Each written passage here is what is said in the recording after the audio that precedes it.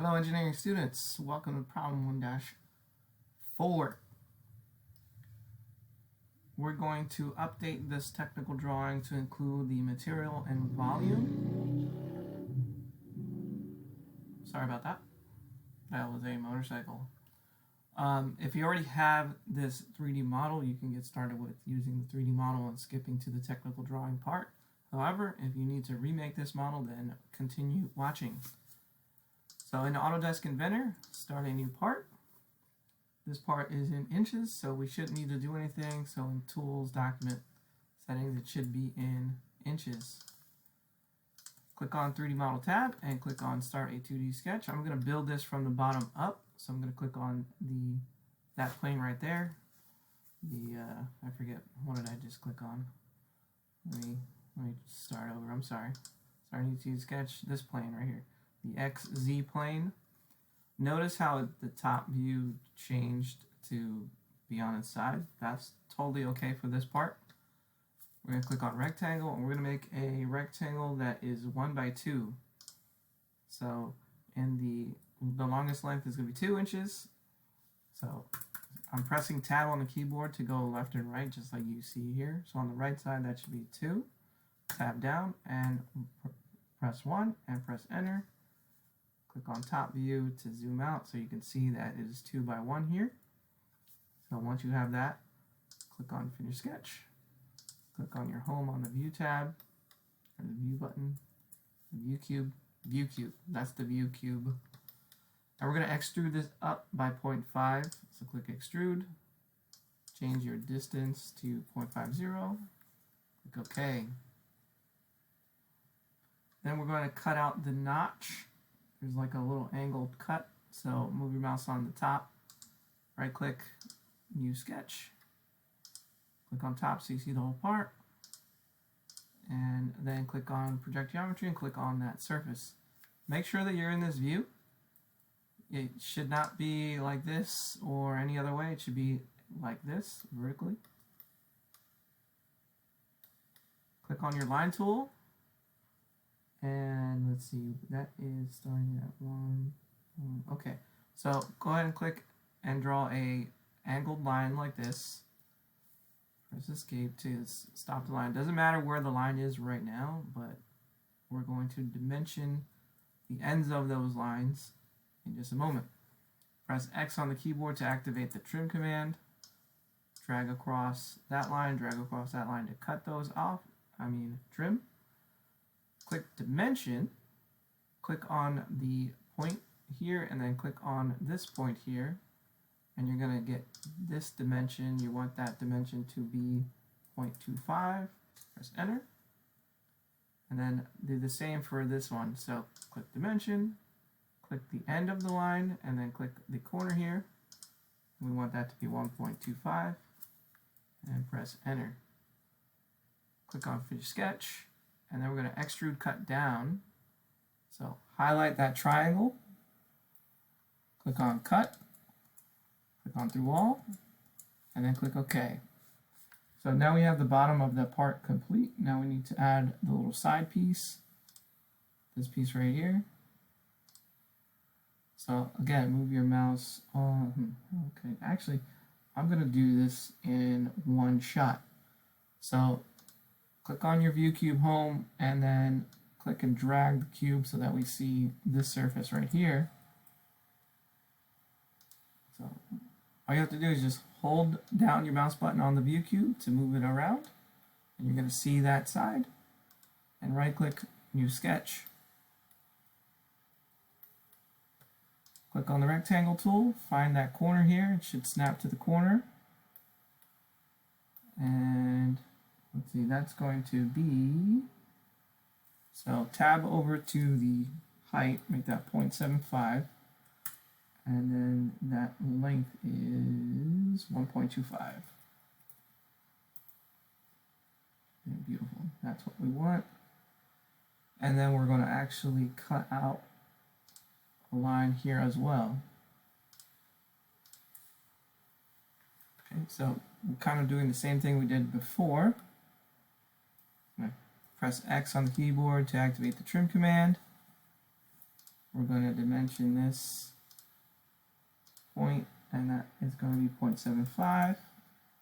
And this point to the bottom, oops, this point to the bottom is 0.25. That's all we want. Go ahead and finish the sketch. And you're probably wondering, well, why didn't you trim those two lines? Because it doesn't really matter. So I click the home button on the view cube, because when you go to extrude, you can select the shape that's closed. So we only need this shape. So when I click the shape, it actually went in the wrong direction. So I'm going to change this direction to that way. I want it to be 0.5. It should already be set to 0.5. I'll click OK. Now you'll notice, oops, wrong part, this part here. So now you'll notice that problem 1-4 is pretty much done. We need to change the material and save it. So go to Tools, Material, and for this material, we're going to use aluminum again. So click Material, click the up button, click the X. So again, that's in Tools, Material. Just click that up button, and we'll change the part to that material you selected. Go to File, Save As. This is problem, oops, make sure you're spelling things right. Problem 1-4, your name, and then update. I'm going through and updating all of the parts that I've taught in the last few years to include an updated version of the technical drawing. So that's why I'm writing update after everything. Click Save. Okay, good. Now if I go to Home, I'm going to, so I clicked on Home. You should already have downloaded the KHS custom template or the Daft Punk custom template or a version of the custom template. That's included on the assignment. I'm going to open up the custom template, and then right away I'm going to go to File, Save As, and I'm going to save it as what I just wrote. Problem 1-4, your name, update, and save. Am I going to replace it? That's the IPT. I don't want it to be IPT. Whoops. I want it to just be the DWG file. Click Save. And now this template won't be saved as custom template. It'll be saved as problem 1-4. Autodesk is being a little slow, so just wait a moment.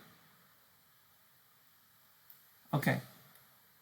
I'm going to go ahead and go to File, iProperties, do this first, click Summary, change the author to your name, change the title, make sure you're using all caps, problem 1-4, update, apply, close. Also in iProperties, for the dates, the creation dates, go into the Project tab, uncheck whatever's there, click on this down drop, and whatever today's date is, click Today, and apply and close, and you should see the date update. Alright, now we click Base, and we're going to select problem 1-4, and I need to add that. I don't know why I put it over here. Let me try this again. I click on Base, problem 1-4. It's putting it in kind of a weird spot. That's alright. I can just click it, drag it, and move it. Click the top view, click the side view, click the isometric view, click OK. Alright, now we're going to get into the habit of adding the parts list. Click on Annotate, click on Parts List, click on problem 1-4, and then click OK. The parts list is going to show up here. I'm going to put it right here. And this is what we need to update. So we're going to double click it. I know in the last video I changed a bunch of stuff. Like description, we don't need description. So click on the column chooser, click on description. We don't need description for this part. We'll need description in other parts, and you'll see it when it comes. So just click that, remove it, scroll down. You want to add, let's see, you want to add material first. So click Material, add, scroll down, you want to click volume, add, and then click OK. This should be all fine here now. Click apply and OK. And then the parts list should have material aluminum 6061 and the volume. If it looks kind of funky, you can move these green little circles around. You can even change the size of the column by moving your mouse between the columns. Make it a little more condensed and a little more clean looking. Now, it looks really nice when it's all butted up into that corner there. Once you have it like that, then you know you're doing a good job. Then we need to go ahead and add dimensions to this part. So let's add the major dimensions. So that's going to be the length. That's going to be the height. So we're going to do that by clicking these corners and that right there. So we got the length, the height, and then the width is this on the side view. So we have our major dimensions. Now we need to add all of the smaller detailed dimensions, like this one, and this one right here, this one right here. I'm tapping escape a couple times because I like having all my numbers centered. So this 0.5, I'm going to click and drag that towards the center. Click on dimension again. Since the 0.5 is here, I don't need the 0.5 here, but I do need this dimension. But watch what happens. So if I click on that line, that extension line is touching the part. We don't want that. So I'm going to press Ctrl Z to undo. Click dimension again. I'm going to click the corner, and I'm going to click this right here, and then there we go. That's exactly what I want.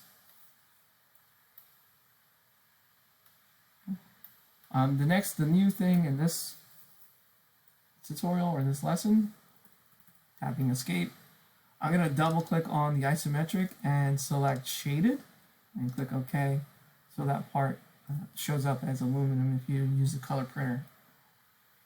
At this stage, you need to save as, so go to File, Save As. It should already be saved as whatever it was, then just click Save again, replace it, let that save, and then you will export it. I don't know why there's a problem. Let's see. Could not be saved. Well, if I export it, then it should save. So export PDF.